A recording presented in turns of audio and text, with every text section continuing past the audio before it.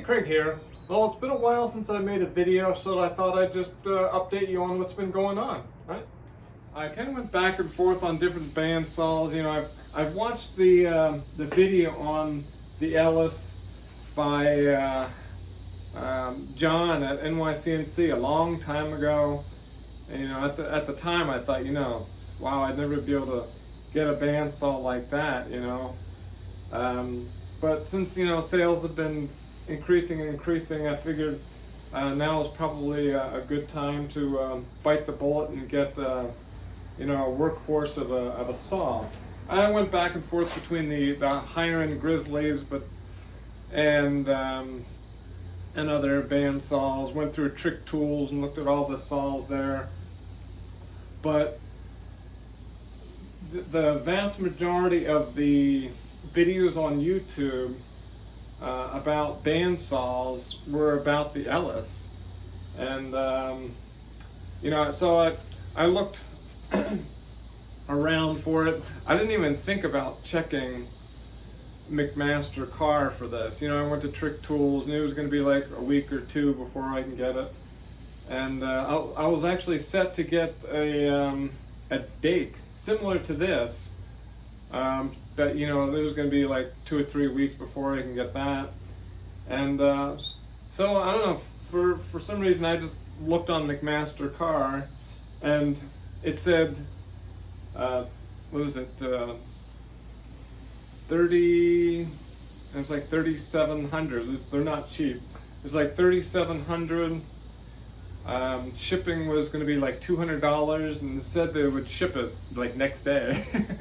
So I'd have it the next day, and I'm like, oh wow. So I pulled the trigger on that. It took a little longer than that.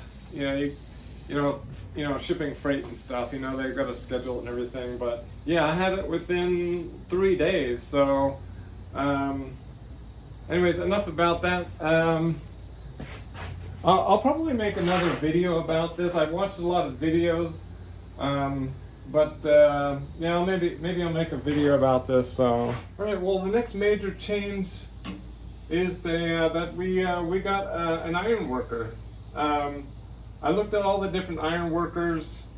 You know, it's really hard to find anything local used and stuff. So I looked at all the ones that, you know, that I could fit in the shop. That weren't, you know, extremely expensive, you know, for an Ironworker, and I eventually settled on this Metal Pro. It's the 5000. It has a 12-inch width of cut up to 1/4-inch steel. It didn't have any automatic controls on it. They offered a kit, but I figured I would just make my own kit, so I put these limit switches on it. I'll turn it on real quick and be kind of loud.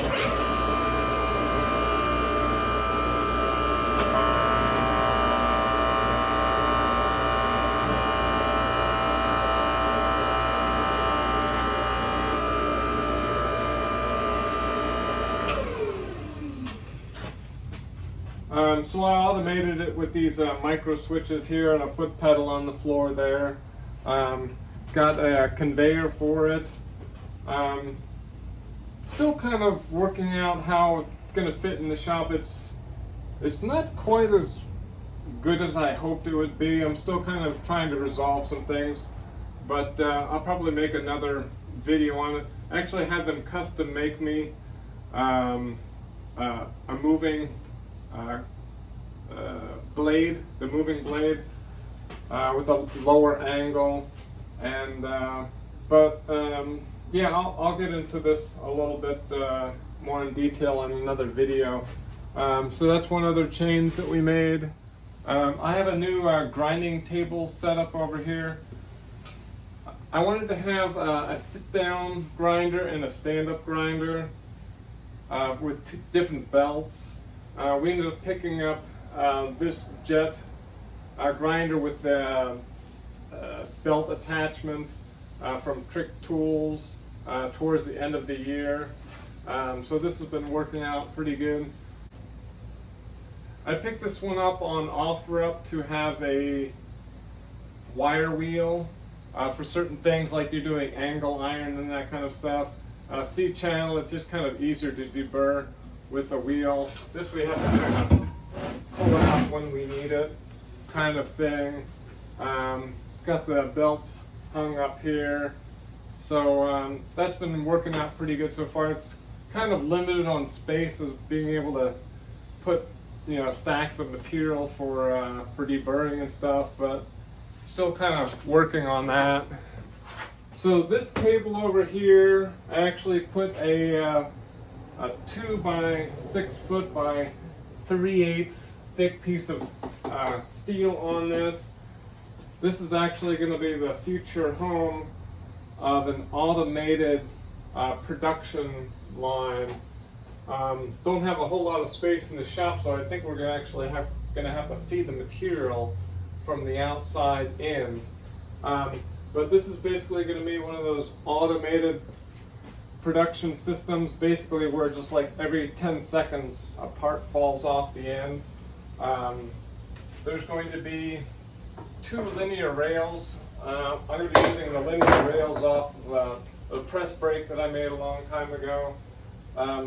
These are actually going to be the auto feeds for the stock. There's going to be like a clamp. It's going to clamp the material and then push it forward.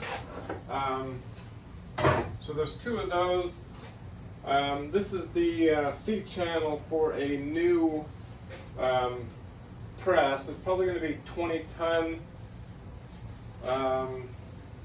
But this is going to be the forming section of the bracket. Sorry, here I am talking about the.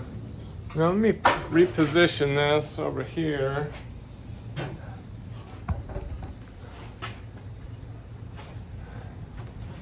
I can see the area a little better there.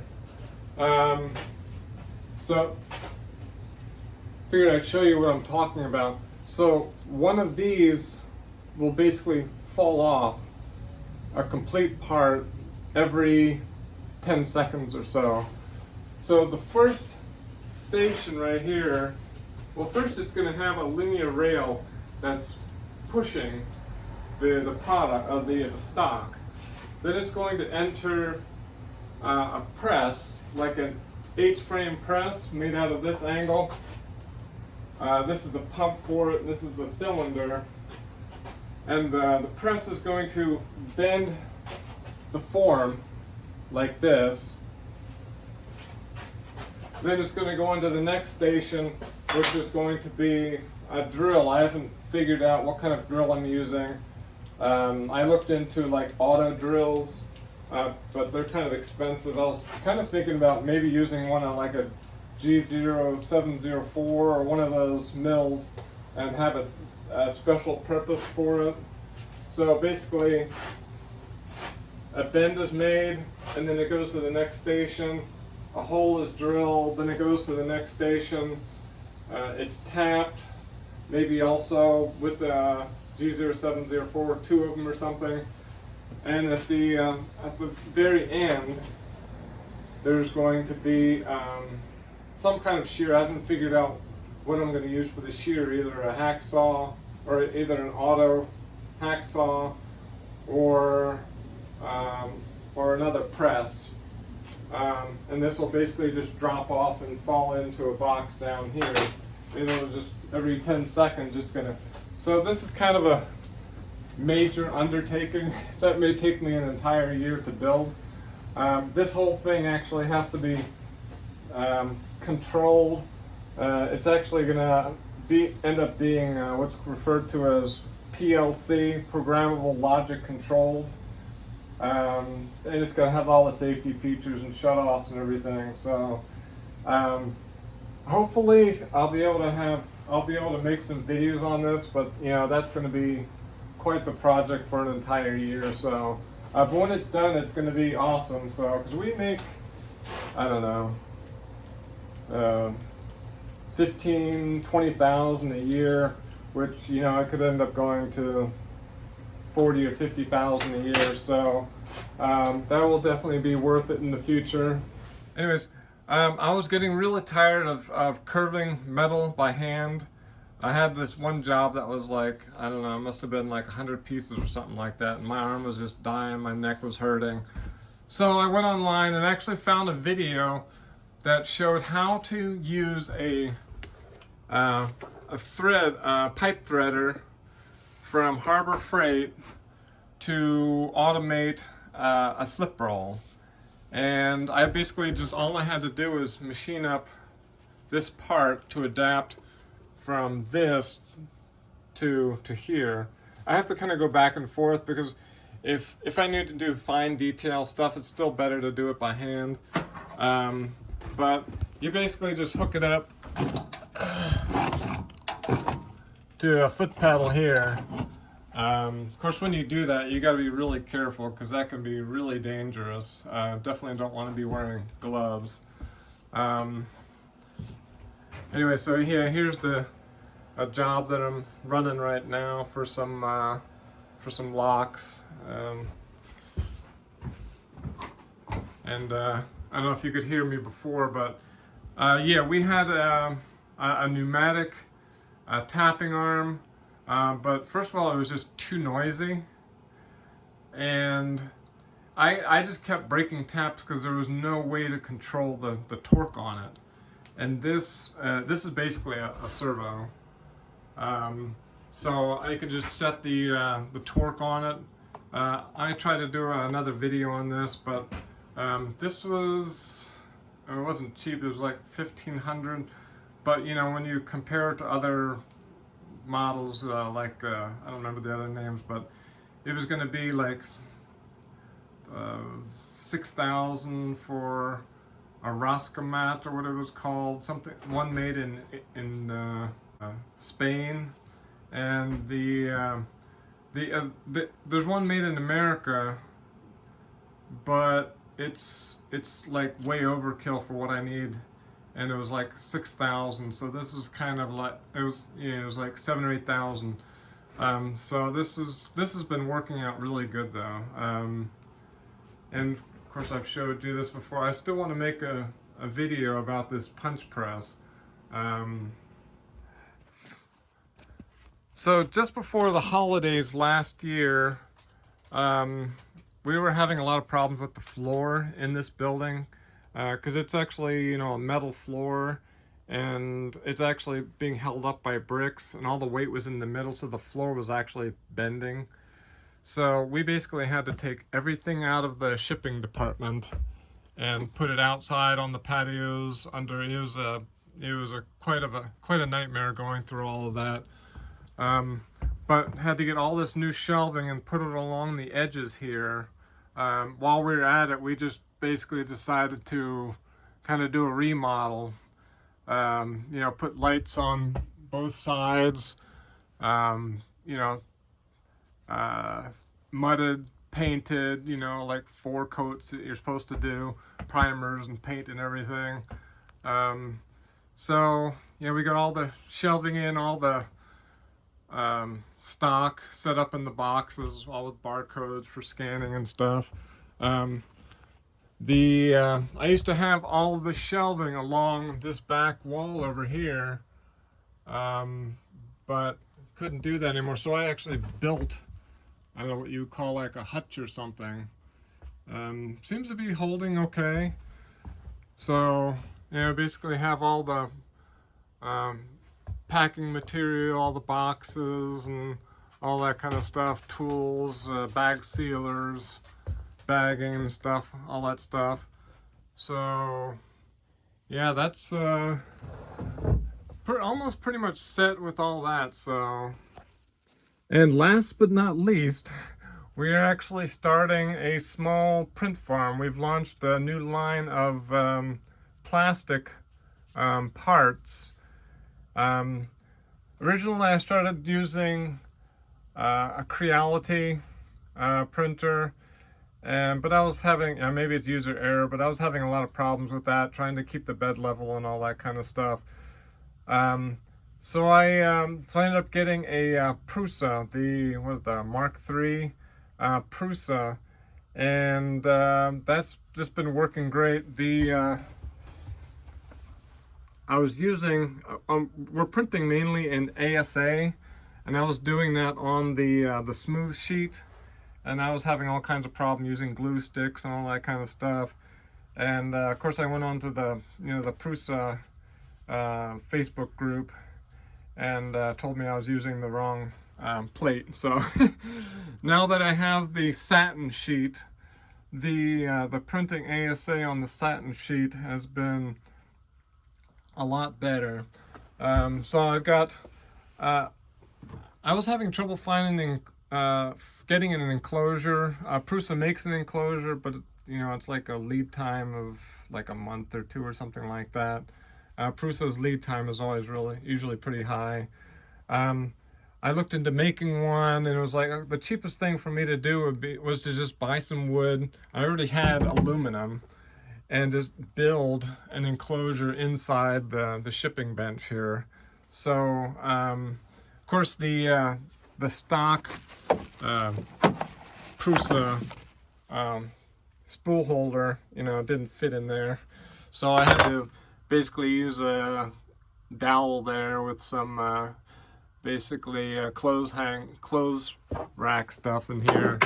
Of course the roll was kind of slipping around, so I basically got two collars from McMaster Cars, like $10 a piece, and that's been holds it in the center there. So so that's been working out pretty good.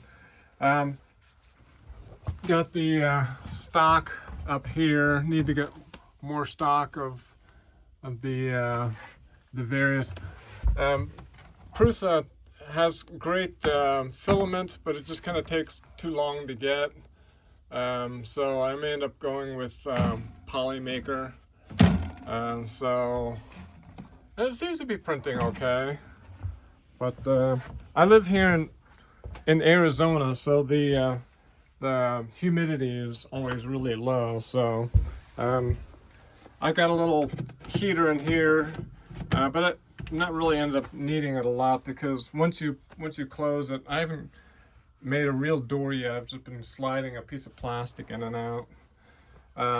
But yeah, when you have this enclosed, just the heat from the bed and the extruder, keeps the temperature in here pretty good for ASA, which you need to keep it warm to print ASA. So yeah, more to come on that. I'm still trying to decide whether I should keep going with Prusa or go with Bamboo Lab.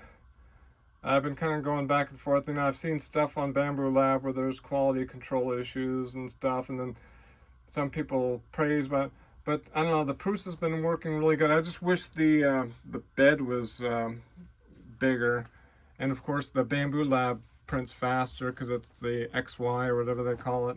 I'm still learning all this stuff about 3D printing, but oh, and I forgot I put some more lights in here. I just had two in the front because we weren't really doing anything in the back, and eventually I'm probably going to end up putting a 1100 MX Tormach back there maybe. I know I've kind of been going back and forth about whether I should get the Langmuir MR1 or the Tormach. The Langmuir obviously is like a gantry style mill. It's a lot cheaper, but it doesn't have automatic tool change, and it's probably not going to be as accurate. But I don't know, it looks like a really good option, but so I'm kind of undecided on that. But I'm saving some space back there for something like that. Anyways, this video's probably gone on a lot longer than I expected to, but it's been so long since I made a video. There's just so much to talk about. But anyways, if anybody has any questions or wants to see any, I've all kinds of videos that I want to be making. Somebody asked me about the building itself, how I made this, the punch press, about the shear. Hopefully I'll be able to make some more videos. Just trying to streamline it so it's easier for making videos. Maybe on like a Sunday morning or something, which is what this is now, I can actually make the video. But the editing part is what I gotta edit out all my ums and stuff. That's what takes long. Alright, well, if you like this video, I'd appreciate the thumbs up. Feel free to leave any comments down below. Haven't said this spiel in a while. And yeah, anyways, thanks for watching. Oh, by the way, here's some of the parts that the Prusa printer has been printing out. They've been turning out pretty good. So